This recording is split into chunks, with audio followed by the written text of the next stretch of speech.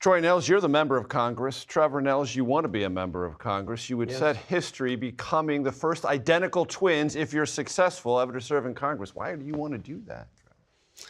I'm an America First patriot, Okay. Major, and I think the gentleman to my right is an America First patriot.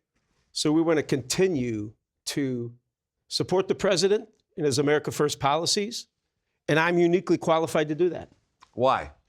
Well, I spent 30 years in law enforcement in Fort Bend County, Texas, which is within the district. And I served 33 years in the Army Reserve National Guard, retired in 2020. And I think I'm going to take that experience that I have, being a civil servant, both at the municipal and county levels, and I'm going to take that experience to the federal level. Congressman, you were involved this afternoon, or this morning rather, the House rule vote held open for an hour. You were one of the last ones to decide what was going on. Just having a casual conversation with leadership and stuff, but I voted yes. I support the president and What was the issue? his agenda. Well, there's issues up here all the time, but I will say that we have a strong speaker, we have a strong leadership team. In the end, you're always going to have a few holdouts that may have a concern with one of the issues in an appropriations bill. This was a package, so you just kind of address those concerns and this and that, and you work it out. So Trade something we were for able later. to we were able to get it done, and I believe that having Donald Trump in the White House it certainly is a blessing for Mike Johnson, because when you have some people, and you've seen it in the past, where you get some holdouts, a phone call from Donald Trump is the only phone call you need. And he made him on this bill. He was involved. Well, I don't know. I didn't have to talk to him. No, you about don't. This. He doesn't need to call you. He doesn't have to call me, because the president knows I'm not going to. I'm not going to get into the. I'm not going to get in the way. I really don't. But I just had some great conversations with leadership, and it was done. So. Tell your brother, if you haven't already, the best part of serving in the House and the worst part of serving in the House. Well, to be able to say you're a member of Congress is quite an accomplishment. I mean, it's an honor and privilege to serve at the federal level. I mean, I get to meet people and talk to people. I mean, the idea that I can call the President of the United States on a cell phone and he answers, I mean, where else do you get that? You really can't. But there can be some frustration up here. I care a lot about this country and the direction it has been going. We got concerns with $36 trillion in debt. So you can get frustrated. There are times I get home and I'm kind of like, why aren't we putting America and its people first? That can be frustrating, and I'm sure Trever will see that once he gets up here. But again, it's just an honor and a privilege to serve. I knew it was going to be I don't want to say a difficult assignment. I knew what I was getting myself into. This has been referred to as a swamp, and that's what it is. Make no mistake, this is a swamp. But I'm all about America and America first. Since you mentioned that, I thought President Trump was going to drain it. He has. He's doing it every day. He's doing it every day, and he did it through Doge and Elon Musk and cutting and gutting this big, fat, bloated pig of Washington, D.C., and he has demonstrated that over and over again. I believe we should do another reconciliation package. If we don't do that, I don't know why we wouldn't. You mentioned the frustration. So far this year, 49 members of the House not seeking re-election. 22 are retiring. Others are going on to other runs. 6 members of the Republican Texas delegation not seeking re-election. What's that all about? Those are pretty high numbers. Well, when you've been up here for 20 years, I mean, Mike McCall's been up here for a couple decades. And he's had 2 chairmanships, right? Where's he going to go? At least on the Republican side, we give you 6 years. Now, you can get a waiver, but when you're a chairman for 6 years, you move on and you pass the gavel on to someone else. Democrats don't do that. They'll occupy the chair for 30. So they don't really give their ability to build and grow their members on the Senate or the Democrat side. But so there are all sorts of different reasons as to why people would leave. I wasn't forced out. I didn't leave because I didn't like this anymore. I just felt it was my time. I'm a term limit guy, too, by the way. Right. Democrats have called this an act of nepotism or trying to create a political dynasty within your family, Trever? Nepo brother? I don't believe that's the case. We come from a family of civil servants, elected officials. Our father was a Korean War veteran and the sheriff of a county in Wisconsin. And then we have an older brother that was the sheriff of the same county our father was the sheriff of. So we come from a lineage of elected officials, public servants, those that love our country, service to not only their community, but also to their nation as members of the military. And that's what uniquely qualifies me, because we have that history in the Nehls family. Not a dynasty, not a Nepo brother. Not at all. When you think about coming to the House, there are projections that this might be a difficult year for Republicans. You might arrive in a minority status in the House of Representatives. Does that bother you? Well, I would hope Your brother would tell you it's better to be in the majority. I would hope the American people are smart enough to elect conservatives and that we keep the House, because anyone knows, and I think you know the same as I do, you pull your car into a gas station, you want to fill up. I did it last week in Richmond, Texas. And 18 months ago, it was $100 to put premium in my car. Last week, it was $60. And I think the American people see it and they realize it. And I think if we continue with Trump's policies, the America First agenda, I think people will continue to realize the benefits of the Trump administration, and they'll vote that way. As a sitting member of Congress, you might have gotten some conversations about this, Troy. What happened over the weekend? Special election result, state Senate District number 9. Trump district that was 17, went 14 with a Democrat, hadn't won since 1978. Is that a warning sign to you? No, as a special election, I'm not going to be too concerned about it. You could have all sorts of excuses as to why. You know, maybe the Republicans stayed home, but special elections are always a difficult deal. You know, once you get into a primary and a general election, I think we'll be just fine. You just said the magic word, primary. There's a Senate primary in Texas. Ken Paxton's going to be great. Ken Paxton is going to be a fabulous, fabulous senator out of the great state of Texas. John Cornyn, the incumbent? He's the incumbent. I respect his service after 24 years. But if you haven't got your agenda done in 24, what makes you think you're going to get it done in 30? So I just think it's new time for leadership, new leadership there. And Ken Paxton's going to be the next senator. There's no question. Has Senator Cornyn been an impediment to the Trump agenda? Well, he said a lot of things that he didn't think Trump was even going to be in the race in 2024. Bad idea, bad move. I've always known President Trump was going to come back. The Democrats tried to obviously keep him off the ballot by telling lies about January 6th and Mar-a-Lago raids and all this election interference. But the American people didn't buy it. They didn't buy it. So Donald Trump's, I knew he was coming back. I knew he was going to win. He's the first president ever. He and Herbert Grover Cleveland. Mm-hmm. He and Grover Cleveland. I wrote about it in my book. I've got 2 books talk about all this.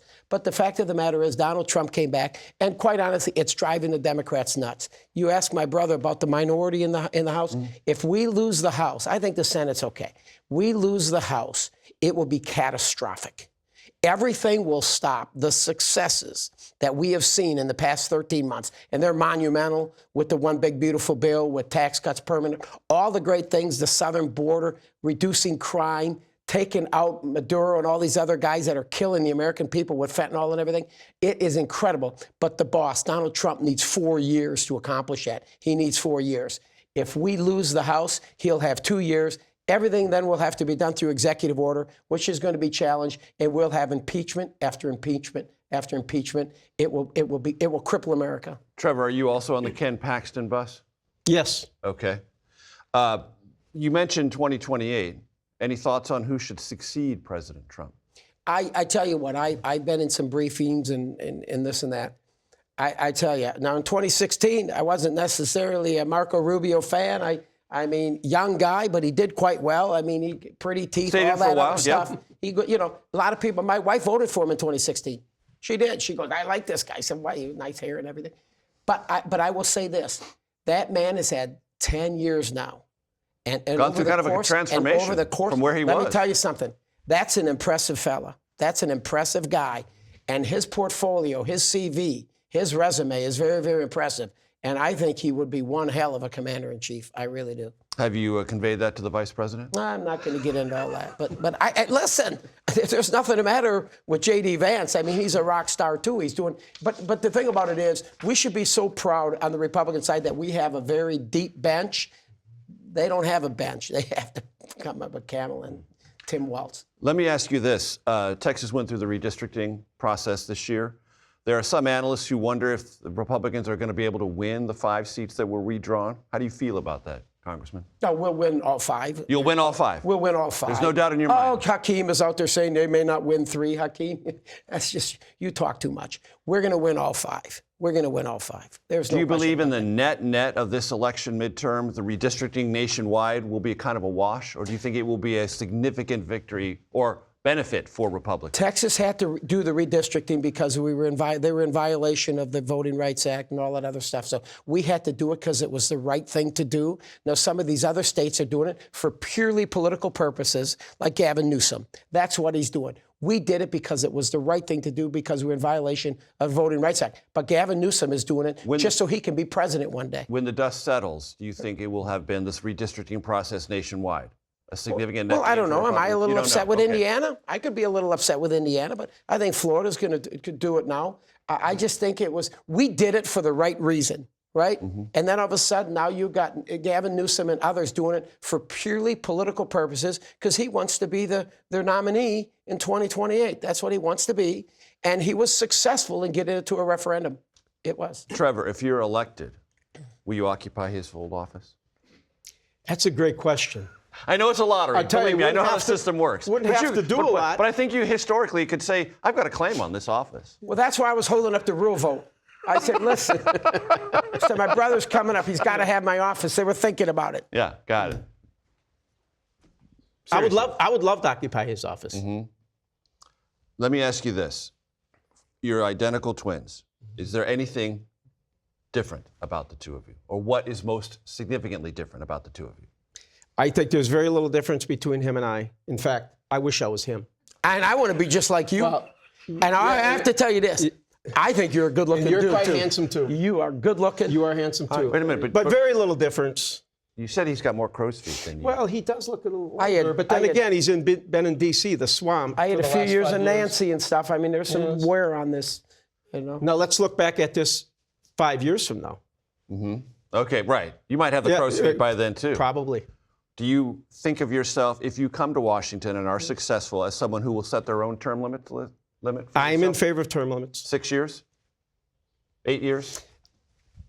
I'm not sure. I think there's a little you in your flexibility there because I think you got to have some continuity. I think if you're in leadership positions, you're a chair, that's worth talking about. So you don't But I think of have no coming to specific set term, Washington but I as think a- 20 to 30 years is a long time. You probably become a part of the problem. if you stay that Versus long. coming up here to be passionate, to want to do the people's work. Absolutely. You mentioned Hakeem Jeffries, the House Minority Leader. What passed today creates a 2-week window for more conversations about DHS funding. Democrats say they want a ban on masks for ICE personnel or Border Patrol personnel, required judicial warrants for all immigration procedures, independent investigations if there's use of deadly force. And Hakeem Jeffries, in a statement today, described current tactics as lawless and paramilitary. All we have to do is if we can get Governor up there, Waltz, and get Ellison and some of these other rabble-rousers up there, just to get on television and say, we don't mind you going out there peacefully protest, but that's not what they're doing. It seems like the Democrat Party is encouraging the violence. They're encouraging it. You see that individual, that gentleman, is it Pete, what's his name? Alex Pretty. Alex Pretty. Alex, you know what? I don't know why you're walking around with a gun and getting into a scuffle with law enforcement. Not a good idea at all. Not a good idea.